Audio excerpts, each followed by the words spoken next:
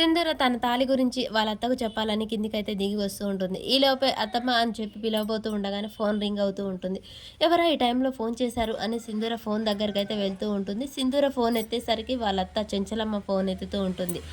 అక్కడి నుంచి విజయమ్మ అయితే ఫోన్ చేస్తూ ఉంటుంది. ఎవరు మాట్లాడేది అని చెప్పగానే నేను విజయమ్మని. చెప్పు విజయమ్మ ఎందుకు ఫోన్ చేశావు అని చెప్పగానే ఇక ఇంట్లో వాళ్ళందరూ అయితే షాక్ అవుతారు. విజయమ్మ మనకు ఫోన్ చేయడం ఏంటి అని చెప్పేసి విజయమ్మ ఫోన్ చేయడంతో ఇంట్లో వాళ్ళందరూ అయితే షాక్ అయి చూస్తూ ఉంటారు. ఏంటి చెంచలమ్మ రాత్రి మొత్తం నిద్ర పట్టలేదట కదా అని చెప్పేసి విజయమ్మ అంటూ ఉంటుంది.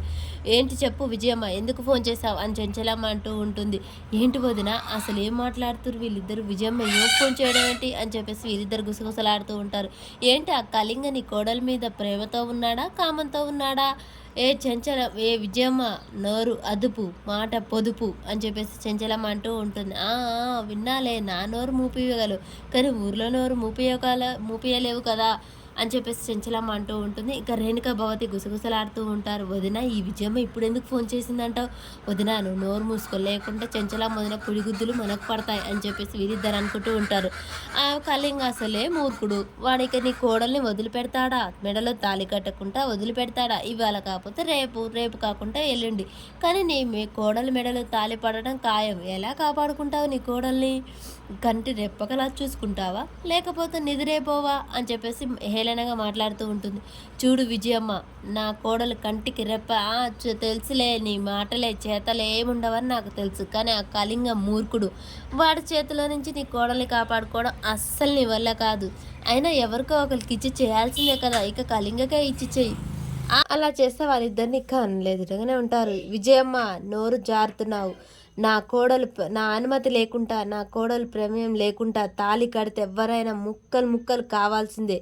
ఆ కళింగ ప్రాణభిక్ష అడిగాడు కాబట్టికి వదిలేశారు, లేకుంటే వాడిని ముక్కలు ముక్కలుగా నరికి అడవికి వేసేదాన్ని. చెంచలమ్మ అరవకు, నువ్వు అరిసినంత మాత్రం అక్కడ జరిగేది ఏమీ లేదు.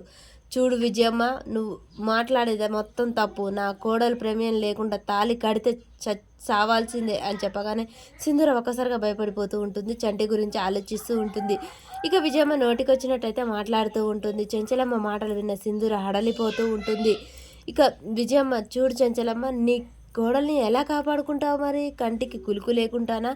చూడు నా కోడల్ని ఎలా కాపాడుకోవాలో నాకు తెలుసు అని చెప్పేసి ఫోన్ కట్ చేస్తూ ఉంటుంది. విజయమ్మ చెంచలమ్మ మాటలు నిప్పు రవ్వలు, ఇక కంటి చూపులు చురకత్తులు. మరి కోడల్ని ఎలా కాపాడుకుంటుందో చూస్తా. ఆ కళింగ చేతిలో నుంచి నీ కోడల్ని ఎలా కాపాడుతావు చెంచలమ్మ, ఇక చూస్తా కదా, నీ పతనం మొదలైంది అని చెప్పేసి అయితే విజయమ్మ సంతోషపడుతూ ఉంటుంది. మరి సింధూర ఇక చెంచలమ్మ మాటలు విని చంటి గురించి అయితే చెప్పడానికి భయపడిపోతుంది. మరి ఎలా జరుగుతుంది సింధూర విషయం అనేది మనకు ముందు ముందు ఎపిసోడ్లలో తెలుస్తుంది.